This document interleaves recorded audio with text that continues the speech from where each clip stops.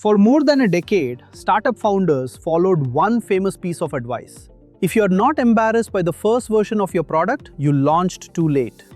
This quote from Reid Hoffman helped popularize the idea of the minimum viable product or MVP. The philosophy was simple: launch fast, Build the smallest possible product. test the market. Then improve later. And in 2012, this strategy worked perfectly. The App Store was new, startups were exciting, users were curious and forgiving. People were willing to try rough, buggy products because the novelty of new technology was enough. But that world no longer exists. In 2026, launching an ugly, broken MVP is not a clever strategy. It's a brand-killing mistake. Think about the digital environment people live in today. Every day, they use incredibly polished products from companies like Apple, Google, and hundreds of well-funded startups. The design is smooth, the onboarding is instant, the experience feels effortless. This has quietly raised the global expectation for software quality. Now imagine what happens when a user encounters your embarrassing MVP. The interface is clunky, the onboarding is confusing, buttons don't behave properly, pages load slowly. In 2012, a user might have patiently explored and given feedback. In 2026, they do something very different. They leave in 15 seconds. They uninstall the app. They forget your brand. And sometimes they leave a one-star review that permanently damages your reputation. The harsh reality is simple. You don't get multiple chances to impress modern users. You get one first impression. And that is exactly why the startup world is shifting away from MVPs towards something much more powerful: the minimum lovable product. So what exactly is the difference? An MVP focuses on technical viability. The code works, but the experience is rough. The design is weak. The product technically solves the problem, but it doesn't feel good to use. Engineers might call it functional. Users call it frustrating. A minimum lovable product takes a very different approach. Instead of launching 10 mediocre features, you launch one beautiful feature. One feature that works perfectly. One feature that is fast, polished, and deeply satisfying. The goal is not just functionality, the goal is delight.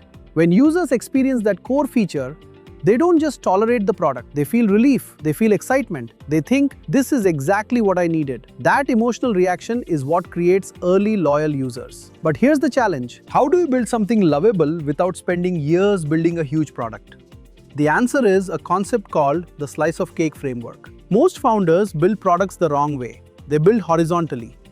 Think about a cake. First they build the base layer, then a little frosting, then another thin layer. Everything is incomplete. Nothing tastes good yet. This is the classic MVP approach. A lot of half-finished features, a lot of rough experiences. The user takes one bite and the cake tastes terrible. The founder says, "Don't worry, version 2 will be better."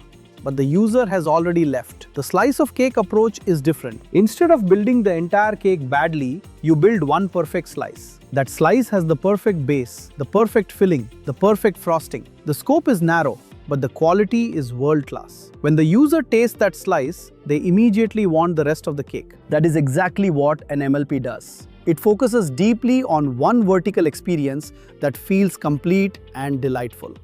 But building a lovable product requires intentional design. The first critical step is onboarding. Most MVPs completely ignore onboarding. The sign-up flow is messy.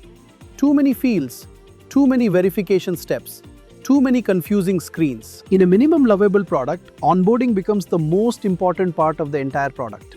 Your goal is simple: take a new user from curiosity to their first wow moment in less than 60 seconds. No friction, no confusion, just immediate value. The second step is something most founders underestimate: micro interactions. These are the tiny details that make a product feel polished. A smooth button animation, a satisfying loading transition, a friendly error message, a subtle vibration when an action completes. Individually, these things seem small, but together they signal something powerful. They tell the user, this product was built with care, and that builds trust. The third step is brutal but necessary. You must delete features. Most founders love adding features. It feels like progress. But every extra feature divides your engineering attention. And the more attention you divide, the less polished everything becomes. So when building an MLP, you do the opposite. You identify the one painkiller feature that solves the main problem. Then you cut everything else. Delete the analytics dashboard. Delete the complicated settings. Delete the secondary tools. All the time you save goes into making the core feature faster, cleaner, and more delightful. But what if users need something the product doesn't support yet? This is where a clever strategy comes in, the concierge fallback. Instead of building a complicated feature immediately, you provide it manually. For example, imagine your product doesn't yet support automated exports. Instead of rushing to build it, you add a button that says Request Custom Report. When the user clicks it, you personally generate the report and send it to them. Yes, it's manual. Yes, it doesn't scale. But early users feel something powerful. They feel taken care of. And that emotional connection creates loyalty. The big lesson here is simple. First impressions are permanent. In today's hyper-competitive software market, users are overwhelmed with options. If your first version feels broken or careless, they will move on instantly. But if your product solves one problem beautifully, people notice. They tell their friends, they recommend it to colleagues. And slowly, that single lovable feature becomes the foundation of a much bigger product.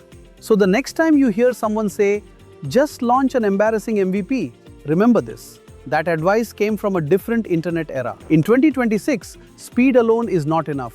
Quality matters. Experience matters. Trust matters. Instead of launching something users tolerate, launch something they love. Build a minimum lovable product. Because when the first version of your product truly delights people, you don't just gain users, you create your first true fans.